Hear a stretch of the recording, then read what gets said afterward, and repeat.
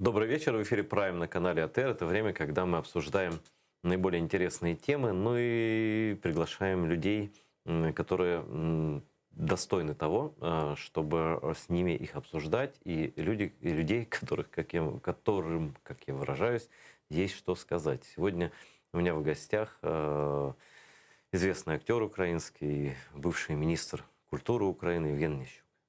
Дуже приємно, дуже дякую Мне за приємно. запрошення. Правда, когда была ваша каденция, вы так и не добрались до канала АТР, но зато теперь... Ні, я бував, просто не у вас на передачі. Вибачте. Да. Ми обговорювали якраз ситуацію з Бахчисараєм і Точно. і Херсонесом, Точно. багато, і з київським золотом. До речі, давайте почнемо з київського золота. Недавно я просто разговаривал с человеком, как-то мы вспомнили, что это за трэш такой? Это украинское имущество. Почему такие проблемы в Голландии с тем, что по праву принадлежит Украине? Почергово був то успіх, то ми зіткнулися з реальними ситуаціями, що означає ресурс Росії. І так, щоб не затягувати час, в нас була перемога в першій інстанції, потім апеляція, де був заангажований суддя, і ми це зрозуміли, я сам був на цьому суді. Який наштовхував на думку, так може ви там домовитесь якось, може трошечки поїде вся колекція там мовляв, повернеться, або поїде в Третьяковку там на екскурсію, а потім десь. Ну, ми зрозуміли, що це серйозна провокація, і в подальшому ми робили відвід судді, аргументуючи, багатьма речами, юридичними, так. Слава Богу, це трапилося 14 вересня цього року буде наступне засідання. Я сподіваюся, наступне. Просто вже в нас був один такий момент, що мало не всі писали все, ми вже практично все повертаємо. Це дуже складна процедура, але вона юридично все ж таки є очевидно, що вона на нашому боці, тому що справді вона належить фонду Української держави. Тому це просто затягування часу і, як кажуть, висмоктування ресурсу і грошей, в тому числі із України, але вартість цієї колекції вартує того, щоб ми... Скільки? Загалом? Це дуже важко, навіть фахівці не можуть оцінити, тому що це все питання аукціонів, якщо би потрібно було продавати, так, скажімо. Але, це безцінні речі, вони мають тисячолітню історію, тому...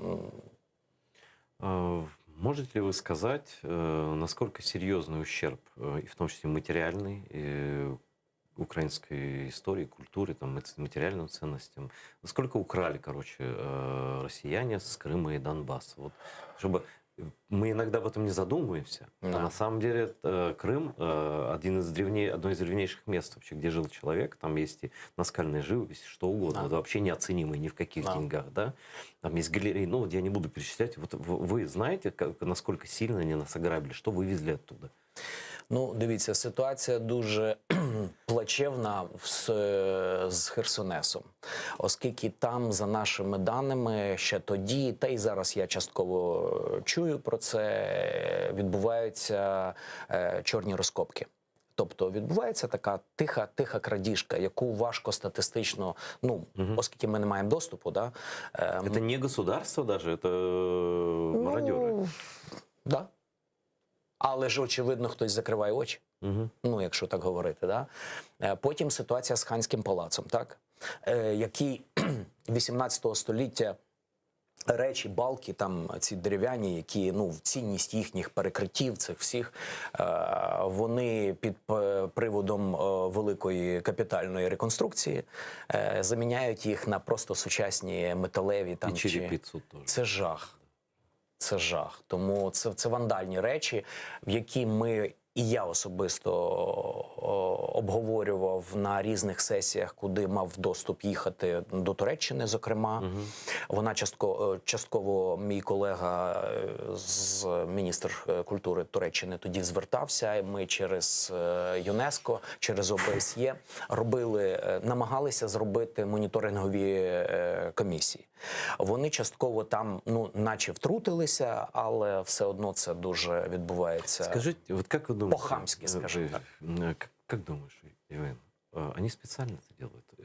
Вот, понимаешь, вот это, одни говорят, что это деньги они осваивают, а мне кажется, так Ні, они могут относиться. це зумисна історія стерти пам'ять, стерти історію, стерти свічі. Це ж дуже знакові суб'єкти, да? Об'єкти спадщини, які є свідченням присутності кримського татарського народу там, його історії. Тому що все це, фахівці можуть визначити, коли це будувалося, ким це будувалося. Вони таким чином, питання навіть не в грошах, в них грошей багато. Хоча і мілке побутове, і це можливо, але тут глобальніше, я думаю. Я пытаюсь вспомнить, вот они говорят Крым русский и так далее, и не могу вспомнить ничего русского из того, что можно увидеть там раньше оккупации. Вот вообще ничего нет. Нет ни одного здания. Все их претензии на Крым — это абсолютно их просто фантазии и желание украсть. А что еще? Вот Айвазовская галерея, какие-то еще вещи не вывозили в Москву? Да, нам говорили, що є частково колекція. Вона ж все як вивозилася, воно ж хитро. Наприклад, там, коли хтось скаже, що вивезли, а вони кажуть, це не вивезли, це повезли просто на виставку. Ми все повернемо. Просто вона зараз перебуває на виставці. І юридично ти нічого не можеш на якомусь етапі довести. Скажите, а вот музейные работники крымские, они почти все остались на своих местах? Ні. Якийсь час. Чому я знаю? Тому що в Ханському процесі змінили, я знаю. Да, і в Херсонесі змінили, і в принципі, тому що вони перший час, коли судові процеси починалися власне в Голландії, тоді з приводу скіфського золота, були ще до певної міри, і це зіграло роль, тому що вони були розгублені. І вони навіть не знали, як вони говорили правду. І це дало можливість нам тоді виграти першу інстанцію. І звідти вже з Росії зрозуміли, що прислали таких ідейно... які там ніколи навіть не жили. І які тараторили, то, що було вигідно російській стороні. Да. О, Боже. С Майдана прошло уже 8 лет фактически, да? Скоро будет 8 лет, с начала 2013 года. Тебя называют голосом Майдана, это правда. И кто знает, что это тогда было, кто помнит, многие помнят, какой был холод собачий, как было, кроме всех прочих опасностей и так далее, там было тяжело даже в мирные относительно дни, да, не говоря про то, что всем пришлось пережить, многим, в самые страшные дни. Что для тебя, Евген, Майдан?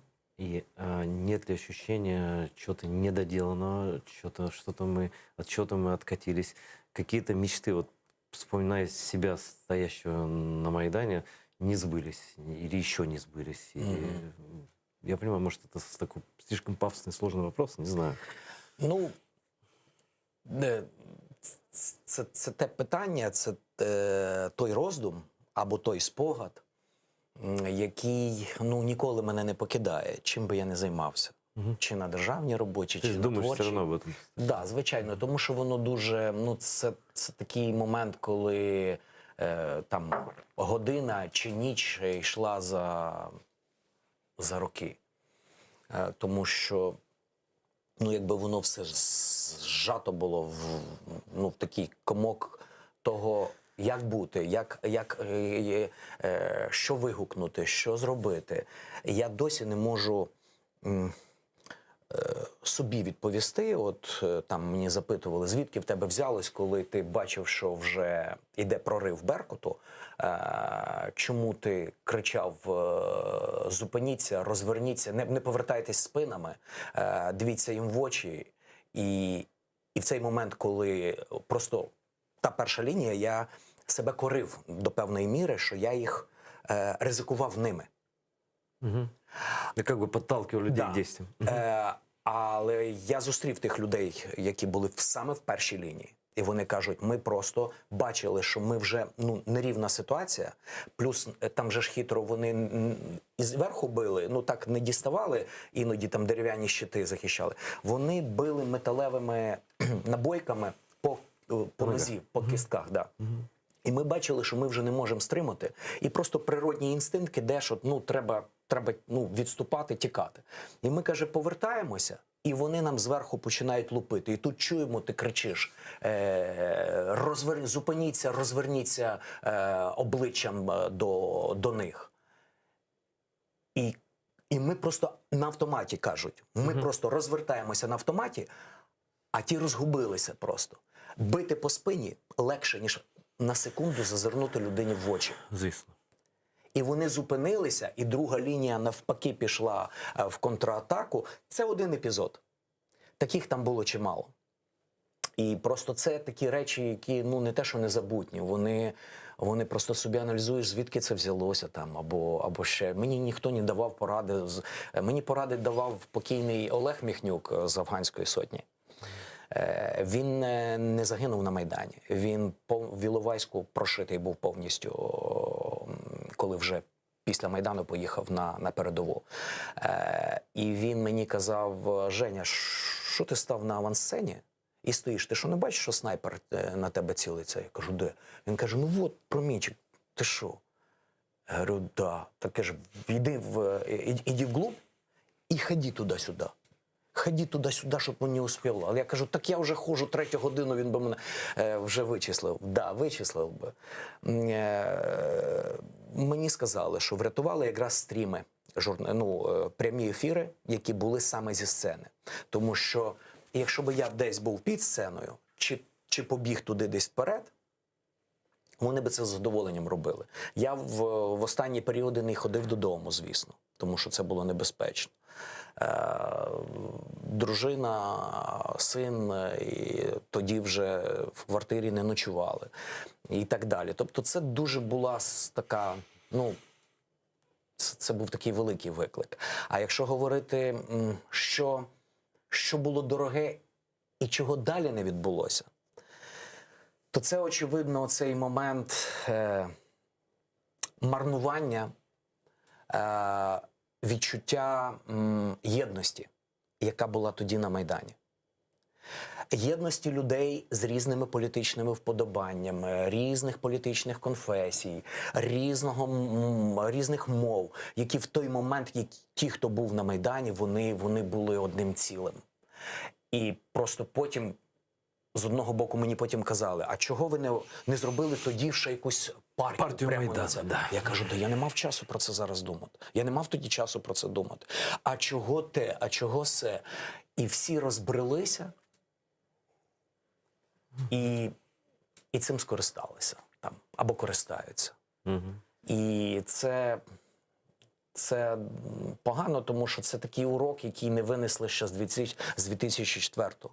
Єдине, що в 2004-му не було втрат людських, а в 2013-2014 понесли реальні втрати.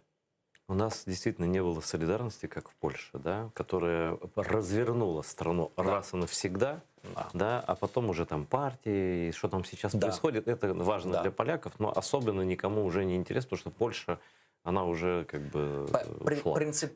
Принциповий курс стратегічний зовнішньої політики Польщі і, в принципі, всередині був зроблений саме солідарністю. Далі вже пішов там процес. Але Польща після того розвернулася в Європу, в НАТО і так далі. Если можно, я тебя все-таки еще попытаю нам про Майдан, хорошо? Потому что я-то несколько раз приезжал, но я все равно смотрел на это снаружи. И я не был в самые страшные дни в конце февраля. Какие вот в таких случаях, когда экстремальное что-то происходит почти все время, я знаю, что может, кажется, казаться это одним длинным днем таким, да? Может быть. но что-то особенное, что не всегда ты запомнишь из Майдана. Что-то такое, что вот от тебя вообще никогда не уйдет. Ну, звичайно, і мені іноді сниться ситуація 1 грудня. Тобто це після побиття людей на Майдані, там люблять говорити студентів, насправді люди були різного віку. Там було зранку 30-го, потім, уже з 29-го на 30-те, потім ми ввечері виходили з закликом того, щоб в неділю 1 грудня приїхав люди, бо зразу не могла така кількість бути. І чи приїдуть, чи не приїдуть, хто вийде. Скільки. Але оця, просто реально це було наймасштабніший вихід. Якщо би була воля лідерів Майдану тоді, 1 грудня, все ж таки брати Банкову, то це б відбулося. Просто така неймовірна кількість людей була, що перша була ситуація, коли я їхав, там такий був не броньовичок, а така велика машина була від Кличка десь там, вона була від парку Шевченка. І вони кажуть: Женя, ти просто виходь нагору, на машину і скеровуй людей. І цією лавиною ми почали від парку Шевченка спускатися вниз по бульвару і завертати біля Бесарабки на Хрещатик. І тоді ж Беркут оточив вже ж був цю так звану йолку, Майдан, тобто вони ж уже цей. Видно, в них пішла така сводка, по раціях, що йде така неймовірна кількість людей, що вони навіть там вони просто зникли. Вони вирішили збазуватися всі сили, які є, тільки біля Банкової. Вони побачили, що нема сенсу зустрічатися. І вони зразу вони втекли просто з Майдану. Ти вважаєш зараз, що це була ошибка?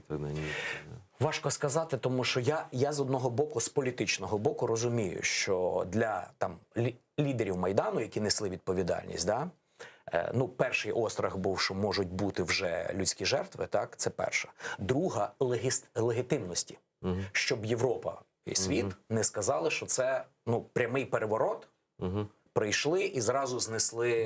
Політичної рішительності не хватило все одно. Так, не хватило, це правда, це правда. А потім воно переросло в довгих 3 місяці. І закінчилось все одно кровопролиттям. Да. Если бы Майдан был стремительным, вот как ты говоришь, да, можно ли было избежать, как ты думаешь, войны, оккупации Крыма или нет? Или все равно это... І як уже згодом виявилося, і всі ми про це дізналися, виявляється, підготовка йшла планова і досить давно. То есть, на твой взгляд, Путина эта программа была все равно в голове? Програма була, просто вона би пройшла або з такого лайтового дозволу і якоїсь такої політичної хитрощі, де би нам би придумали якусь історію, інтервенцію западною на частини кримських вод і все іншого, і виходить, що треба було б укріпляти цю ситуацію. І що ж робити? Давайте ми до Росії використаємо, не використаємо, а Росія нам допоможе. Була би чи така ситуація, чи така, в них дуже планово йшло. Хоча, звичайно, Майдан взбісив Путіна. Получається, я ще тоді говорив, що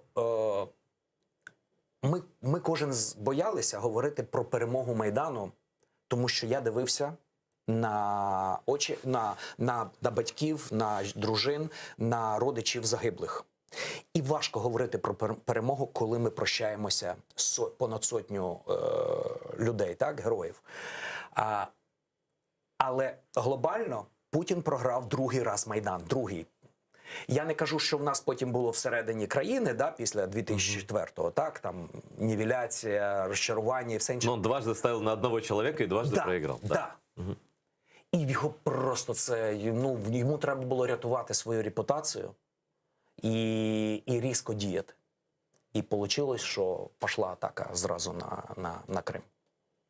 Ты понимаешь, да, что, конечно, понимаешь, ты актер, вообще человек, ну, совсем мирной профессии, да? И ты попал в такой замес, в такую революцию, которая сначала только была мирной, а потом волей Путина, естественно, и его убийц, стало то, что стало, и так далее. Если, ну, сейчас, понимаешь, просто рассказывать об этом, допустим, детям или даже внукам, которые более-менее...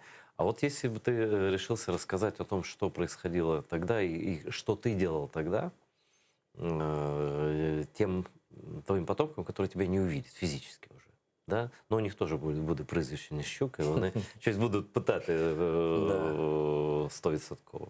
От як це пояснити? Просто в мене є така ідея, що ось цей Майдан 13-14 року, це те, ну, може бути це перебільшення. Але за сенсом, як я відчуваю, що ця подія, вона може бути всі ці століття існування Києва і заснування Києва, вони були для того, щоб тут відбулася ця подія, яка просто змінила світ. Просто ми зараз ще замало прожили після неї. Ну, це моя думка. Як ти думаєш? І незалежно від того, чи виправдали саме політична еліта ситуацію, яку покладав Майдан.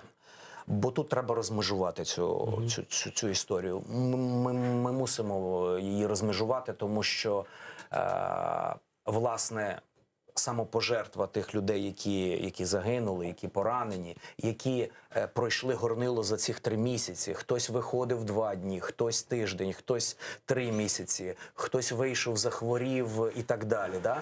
Але це люди, які стали іншими. Я казав колись, тоді в 13-му, що я почав зустрічати тих людей, ну, спілкуватися, коли там сходи вниз, там все, спілкувався, вони кажуть, там, нам 18-19 років. Але ми вас пам'ятаємо ще в 2004-му, коли ви сказали, щоб школярів я тут не бачив. І от ми прийшли. Да. Тобто, в них закарбувалась емоція. Їм байдуже було там я не хочу там прізвищ називати всіх політиків там і лідерів, які тоді були. Вони про них забули. Вони запам'ятали емоцію. Щиру емоцію, яка охопила їхнє серце, їхню думку. І вони її, оцей посил, ну, якби я до чого веду, що ця щира емоція привела їх. Вони не брали участь, я, до речі, теж. Впродовж дуже багатьох часу там було дві точкові речі, які я там, ну, не міг там не вийти, там нищили здобутки дубляжу фільмів, угоди харківські там були, питання мовної ситуації і так далі було. Але, в принципі, я ніяких там політичних оцих постійних мітингах я, ну, не приймав участі. Але не вийти на таку ситуацію, коли ти бачив на свої очі, коли били там вагітну дівчину, яка просто просилася, що, ну, вона просто поцікавитися прийшла. Вона просто стала біля цієї стели, і коли вже на неї беркутівці підійшли, вона просто каже, дайте мені вийти. А вони її просто дубасять. Ну, тобто, це неможливо бути байдужим до такого. Тому згодом, от там ще іноді питають, це була Євромайдан чи це була Революція Гідності? Євромайдан, можливо, був там до 29 числа листопада. Потім це була Революція Гідності, тому що, от, власне, це було питання не того... Багато людей прийшли вже 1 грудня і далі, яких саме обурила ситуація приниження. Приниження людської гідності. І от, звичайно, що щось передати треба, очевидно, цю емоцію правди, надії, сподівання. А найголовніше, от як казав, що ці барикади, ну, я її там називав територія свободи. Що давайте ми окопаємось, так звано. Ну, давайте ми, значить, з боку Архангела Михаїла зробимо барикаду, ну, ззаді, з тилу. Зробимо з боку Європейської площі, зробимо від Інститутської, ну, на той час, так, Погородецького теж важливо, бо там спускалося, ну, і з боку від КМДА, так. Зробимо кільце нашої території свободи. І барикада, коли от найбільша кількість загинула вже зранку 20 лютого, так, і коли сказали, чого вони побігли, вони ж ніхто не виступав, не наступав. І зі сцени мої колеги, там, які волали, що не біжіть туди, там починаються просто, ну, стріляти на ураження. А люди просто бігли, якась частина. І вони ні на кого не наступали, вони просто прорвали ось цю барикаду оцієї тисячолітньої ситуації прагнення свободи оцієї, що все, ми вирвалися, ми перемогли, ми ні на кого не наступаємо, просто ми вирвалися, ми перейшли оцю барикаду ну, якогось міфів, які наклали на нас, що українці надто обережні. Другорядні. Що другорядні, да.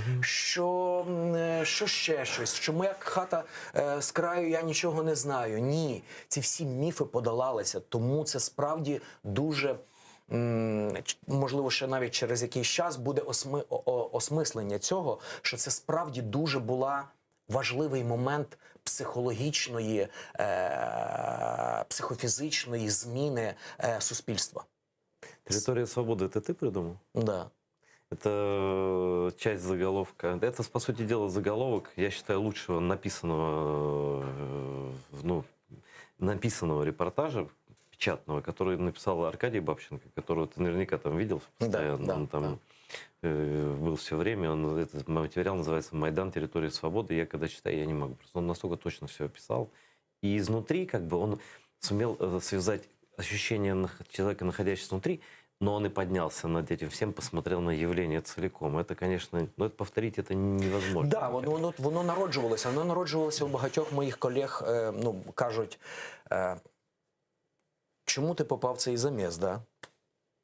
Сидів би вдома, чай пив. Да, але ж таких було багато, і навіть вже згодом, якщо перескакувати з ситуації громадської в державну, да, в мене ж теж був страшний виклик. Я дуже сильно, я менше злякався, верніше, в мене не такий страх був, тому що, ну, вже такий стан був, коли ти вже втомлюєшся там, боятися ще щось, да? Під час цього розгону і так далі. Да? Коли вже почались якісь смски, ти знаєш, що тебе ждет і так далі. Это было все, да? Да. Ти подумай, де ти будеш потім, да, і так далі, і так далі. Тобто ці вже ситуації були, да? Але от я вже, ну, получається, відчував цей накал і запал навколо, да, від людей. І він мене якось, ну, якби оберігав. Але потім, коли ми, так, ну, можна сказати, перемогли, да, там пройшло декілька днів, тобто 20-го числа, 19-го снайпер цілиться, да, невідомо, що буде, проходить 2-3 дні, Янукович тікає, ну, там перемога, так мовити, і тут формують уряд. І мені там приходять прямо на Майдан, я ще, до речі, ще одна така дуже емоційна річ про те, що я в жодному разі ніколи не претендую на те, щоб там якось собі якесь авторство в чомусь цей. Але там, ну, наприклад, як виникла Плиникача. От, це історична там лемківська пісня, яка, очевидно, десь звучала вже не раз. Але коли перше прощання було з білорусом Михайлом Жизнєвським, там, в принципі, і Нігояна, просто Нігояна відразу повезли на Батьківщину. А Жизнєвського першого, якого привезли, а Вербицького до Львова. А Жизнєвського, якого першого принесли саме на Майдан прощатися. І це був такий реальний ступор. Тому що інформації жодної нема. Тобто йде, люди несуть. Щось сказати, нікого від родичів. Ну, там іде сестра, приїхала, по-моєму, я не пам'ятаю вже. А якоїсь інформації, ну, нема, окрім того, що прізвище, ім'я. Потім хтось сказав, що він там був раніше тут. И тебе надо что-то І говорить. мені треба щось говорити. Ну, заспівали ще гімн, так? Ще щось проскандували «Герої не вмирають». А далі я яким щидом, я не знаю, я згадав про цю пісню. Пояснивши, що в ній йдеться про те, що воїн впав за землю, за святу правду не на своїй рідній землі. І не буде знати, і не буде знати мама його, де його похоронили. В ній йдеться. І тут воно співпадало. С тем, что он белорус. Да. Ну, це стосуватися могло б до будь-кого. Ну так. Хто був тоді етнічного будь-якого походження, так? І я кажу, постав цю пісню, а там звукорежисер каже, Женя, ти що, пісню? Я кажу, да, тут вона, по-перше, ну я знав, що вона тако жаліблива, так? Вона оплакувального характеру, да? Да, я кажу, да, я зараз, ну, і я розказав таку певну легенду, і вона почала звучати, вона там 3,5-4 хвилини, і це просто катарсис у всіх. Воно просто, ну, хтось не розумів тексту. Не расслышал, может. Не розслышав, але вона самі по своїй структурі Така, попала в цю. Ви ж бачите, що вона далі потім Везде і всегда. наступне поховання. Везде и всегда. Просять родичі, а поставте цю пісню «Плине кача». Поставте. Ну, нема питань. І постійно вона йшла. Далі хлопці на Сході. Різного етнічного походження. Люди з різних регіонів України. Нічого не грало роль. Просто оця емоція того, що воно там народилось, воно істинне. От, ну, до того, що залишиться. Ассоциация такая пришла очень быстро тебе, да? Да. От, тому, повертаючись до того, що і якого там числа уряд формується, і мені кажуть, Женя, ти там пропонуєшся в міністри. Я кажу, ви що, жартуєте? Я, по-перше, ніколи про це не думав. А ты чиновником никогда не был? Ні. Я і після 2004-го мене там спокушали в парламент, але я так і не пішов. Ніякі партії там не був. От, і я кажу, та ні. Вони кажуть, слухай, ну ти ж тривалий час тут, маєш організаторські здібності, лідерські здібності, ну не був ти чиновником, там, не був ти на державних посадах, може це й добре там. Ти з сфери культури, ми ж тобі не пропонуємо там економіку чи там, не знаю, транспорт. Ти з сфери культури, ти всіх знаєш, ти з ними розмовляєш однією мовою. От, іди. Я кажу, та ні, ну хтось, а що скажуть? Вони кажуть, так ми зараз запитаємо, що скажуть. І тоді ж була провокація, що прямо на Майдані, отут вони сказали, хто, я не пам'ятаю, там вже, чи Турчинов, чи хто, каже, отут є така пропозиція, ну, Женя сумнівається. Він каже, що ви скажете? Ну, тоді така була ситуація. В общем, тебе вже шансів не було. І в мене шансів не було, і так на завершення саме цієї теми, теми того, чи варто лізти, чи не варто лізти. Я потім зустрів десь вислів Вацлава Гавела, ну, який свого часу в Чехії, так, як і літератор, як і актор, йому ж теж закидали. Чого ви опинилися там в політиці, чого ви стали взагалі там театральний чоловік, президентом. Да? І він якось так, я запам'ятав просто цю таку тезу, скажімо так. Він каже, коли твою країну трясе, от, коли вона в стані такому, то люди, які здатні вести за собою, які здатні впливати на соціум, там, суспільство, незалежно від їхньої професії, чи вони журналісти, чи актори, чи медики, чи хто, якщо їм люди в цей момент чують їхнє хоч якесь слово, то ти зобов'язаний братися і брати на себе цю відповідальність. І це дало мені якийсь такий поштовх. А вообще изначально это случайно вышло? Или кто тебя позвал, кто-то сказал? Абсолютно. Абсолютно. А как вот, как? В плані міністерської чи взагалі? Нет, я имею про министерство. Вот на Майдан как ты попал? На Майдан, ну, в ситуації 13-го року тут була наслідкова історія через 2004. А на 2004 також була абсолютно випадково. Я співпрацював з мистецьким агентством Арт Велес, яке тоді ще до Майдану працювало з опозиційною, ну, силою, там, з Ющенком і цей. І коли ми їздили в тури, просто їм робили формат, оскільки на телебаченні ніхто висвітлитись не мав. І ми такий придумали цей розкидний мобільний варіант сцени, куди в маленьке містечко приїжджав лідер, і ми його там представляли, і я їх трохи знав уже. І коли ситуації там на сцені була сум'яття того, що політики почали товктись, ну так вже, якщо чесно сказати, політики почали товктись, хто коли слово візьме, хто перший, хто цей, а чому цей буде говорити, а не той буде говорити. До речі, людей це дратувало. А тут вийшло, що вийшов Женя, який не політик, і в принципі не говорить про політичну силу, і я в принципі і не говорив про лідерів. І я намагався не робити агітку, як тоді, так і тоді. Это очень правильно, потому что и вот я же стоял, когда я стоял не на сцене, а перед сценой в разные периоды Майдана, и я понимал, что даже слово «лидер» Майдана вызывало такую... Да.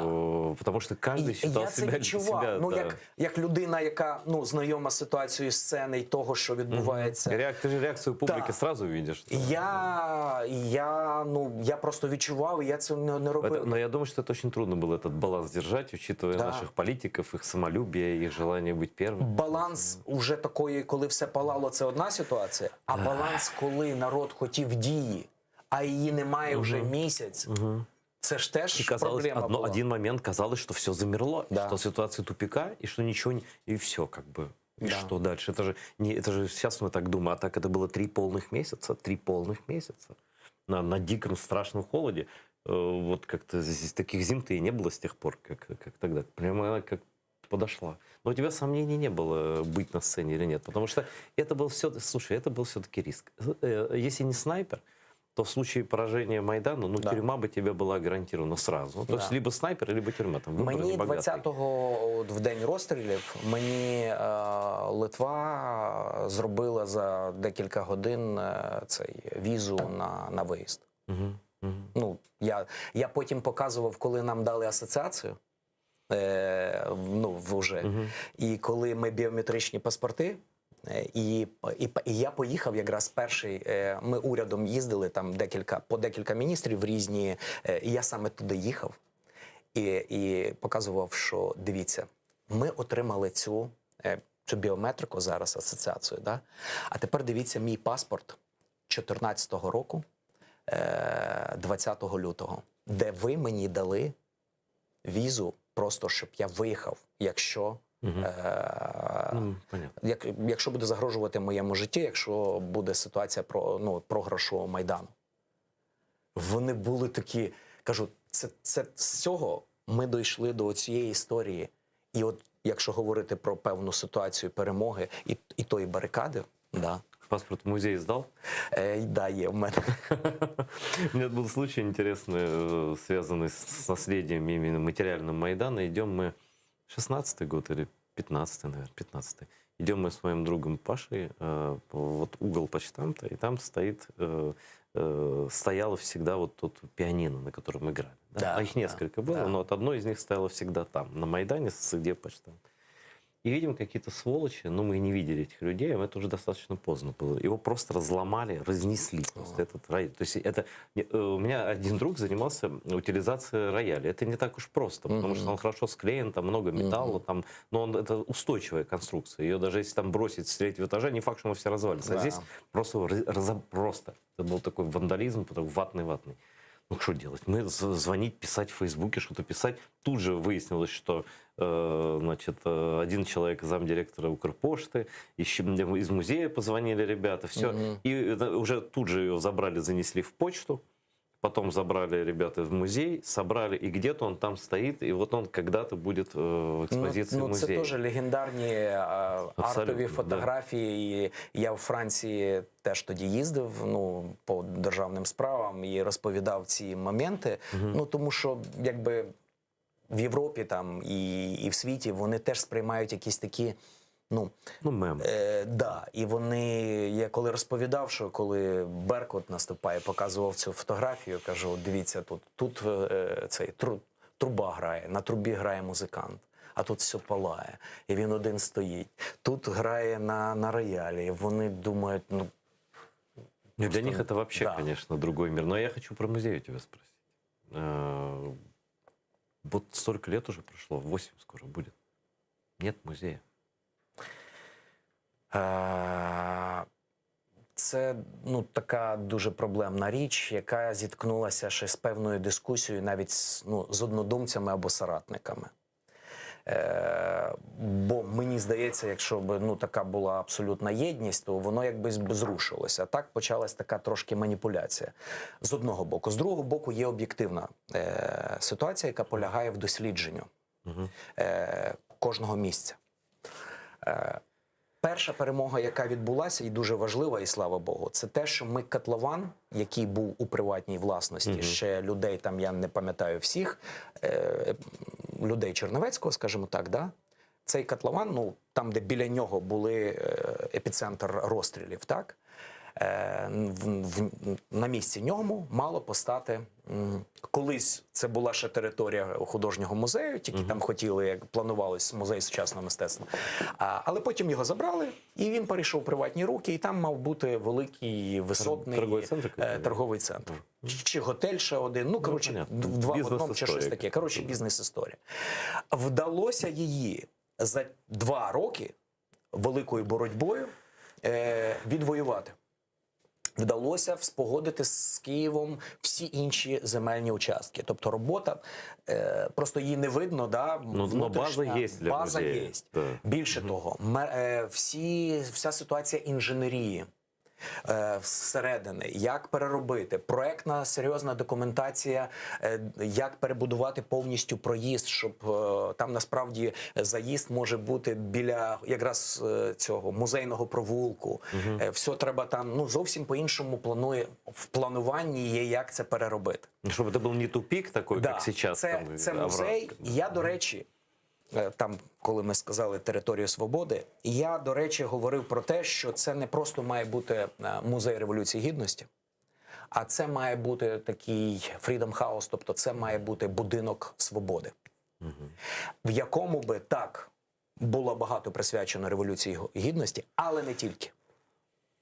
Щоб це була весь шлях здобуття свободи Україною в різні часи. Так. Это же процесс, это фінальна точка просто, да ще і навіть не фінальна. Більше того, дівчата, які виграли меморіальну, тут треба просто розуміти, що є музей, окремий був проект, який вже виграний, і є проект. І є меморіальна частина, яка йде від початку, алеї практично, від самого майже Хрещатика, да, до верху. От вона має йти таким зігзагом природнього ландшафту з деревами і з меморіальною частиною. Але саме по ній йшло дослідження. І як тільки бралися за роботи, відразу поставала ситуація припису прокуратури, що не завершені слідчі дії. І приходив хтось з рідних, наприклад. І що ти скажеш? А скільки треба? Нам треба місяць, нам треба півроку, нам треба рік. От воно тягнеться. У мене є, якась така, нерозуміння суто людське, там, не юридичне. І я не можу з цим сперечатися, але просто, шановні, дивіться, ми ж почали розмову, 8-й рік, можна вже провести ці... Вообще все, вот то, что ты назвал территорией свободы, это все, по идее, пространство этого музея. Ведь мы же не отменим ни ту баррикаду, не там погибли люди, не там. То есть этот музей, он не только здание, вот, которое будет там, да, это целая сеть каких-то напоминаний о том, что там происходило. И даже начинается, может быть, оно начинается вообще должно с Михайловского монастыря. И вот эта мимо стена который построил мой друг, святой отец Сергей Дмитриев. Вот эта стена, которую обновили жертв, не жертв, а погибших в российско-украинской войне военных. Да? Это же тоже часть всего. То есть, а как ты вот в идеале видишь не только сам музей с артефактами, там, с вот этой линией исторической борьбы за свободу, восстановления Украины и так далее, достоинства, революция достоинства. На самом деле, музей достоинства, даже можно и так называть, ну, косвенным образом, по смыслу. Вот. А как ты видишь всю эту концепцию в целом? Вот нельзя же так, вот музей тут есть, а вот ты идешь по Хрещатику, и ничего нету. Идешь там, и тут ничего нет. Все же, это же места-то, они живі свідетелі всього. Ми просто в сучасному світі, і тут дуже важливо, і тоді була така велика дискусія між фахівцями, там, да, художниками, архітекторами і так далі, які займаються і ландшафтним дизайном і все інше. Тут важливий такий момент, щоб ми, з одного боку, не перетворили, щоб ми на кожному місці не наставили просто чувство меры должно быть тоже. И, может быть, и бронзовых памятников и не нужно, что-то другое нужно. Ну, правильно, осмислення. Оце чому в меморіальній частині виграв проект, який там дівчата-вихідці з України, але працюють в Роттердамі, тобто і нідерландська компанія, да? Вони просто на кожне дерево, тобто місце кожне має бути обозначено. Але не просто стихійно, як це родичі хотіли позначити, що тут моя, да? Обов'язково вони всі, чому маркування потім відбувалося. Тобто кожне місце має бути художньо продумано, не просто там, щоб вінків накласти і все інше, да? Щоб воно обов'язково було позначено і зафіксовано. Щоб у кожної сім'ї все удовлетворялося. Да. Але з іншого боку, щоб не було відчуття кладовища. Даруйте за слово, да? Тому що це переосмислення. І тоді, коли вони розказували, що це має бути дорога переосмислення через дерева, через квіти, шлях такий, щоб це було, щоб воно не лякало. Щоб воно діток, от кому ми це історії ці розказували, щоб вони там хотіли гуляти просто. Щоб вони хотіли пройтися, щоб їх не лякало. Там були проекти такі, які були на межі. Тобто були такі дві стіни, наприклад, я зараз згадую, да? Був такий один проєктів. Це не те, що погано, просто я кажу, з нами в комісії були люди з Нью-Йорка, з Нідерландів, з Японії, які психологи. І от там був цікавий проєкт, така стіна так звана, мідна якась, да? З ровом таким, да? Він був дуже такий екзистенційний, ще й з звуком цим. Але вона каже, дивіться, там потрапить дитина чи літня людина, і воно лякає. Воно ще більше занурює нас в якийсь такий стан тривоги і депресії. Давайте ми уникнемо цього. І вони закликали просто, щоб ми перейшли в інший вимір пам'яті і шани до цих людей. Тобто заглянути трохи далі, в майбутнє. І мені, я так, щоб цю ще тему, от мені, наприклад, плюс, тут ще ж теж з артефактами. Розумієте, світ зараз змінився, і куратори зараз закликають, такі провідні, щоб це не просто ми наставили там елементів... Інтерактивні музеї, все по-другому. Да. Тобто, я віддав там свою шапочку, там, з якій там, яка прогоріла, там, ще якийсь свій елемент. Він цінний, але щоб, там, ще якісь речі, да, які мають бути збережені. Але не це має навіть бути головне. От мені в Дніпрі дуже... Я там був, я знаю, клас. Що ти кажеш. Ти там заходиш, майже нічого не мав, ти стаєш, і ти за 20 хвилин ти занурюєшся і усвідомлюєш повністю, що взагалі відбувається. За 100 километров. То есть музей это не физический, математический набор экспонатов, это как тем более сейчас, и действительно надо думать о детях, которые совершенно по-другому воспринимают музей, для которых классический музей уже, мы просто эту историю как-то пролистнули. Хотел с тобой о театре поговорить, в который ты вернулся, о чем-то еще интересном, но, к сожалению, время подошло к концу, но это такой интересный собеседник, я тебе еще раз обязательно позвоню через какое-то время, и мы еще поговорим на другие темы, хорошо? Да, дякую. Дякую. Вот такие люди, просто живые музеи, я прошу прощения за такое название. за такой псевдоним. Інтерактивний. За такой позывной, да, интерактивный живой музей. Вот. Спасибо Євгену Ніщуку, що прийшов, розповідав такі ну, дійсно цікаві речі. А вам, зрители, спасибо за то, что смотрите АТР, за то, что поддерживаете наш канал материально. Особенно это правильно делать через Patreon. Там, сколько бы вы ни смогли жертвовать ежемесячно на наш канал, это все нам помогает жить и работать для вас, для Крыма, для Украины и для правды, которая должна и обязательно восторжествует в отношении коренного народа Крыма и Украины в целом. Спасибо большое. Смотрите АТР и дальше. До новых встреч.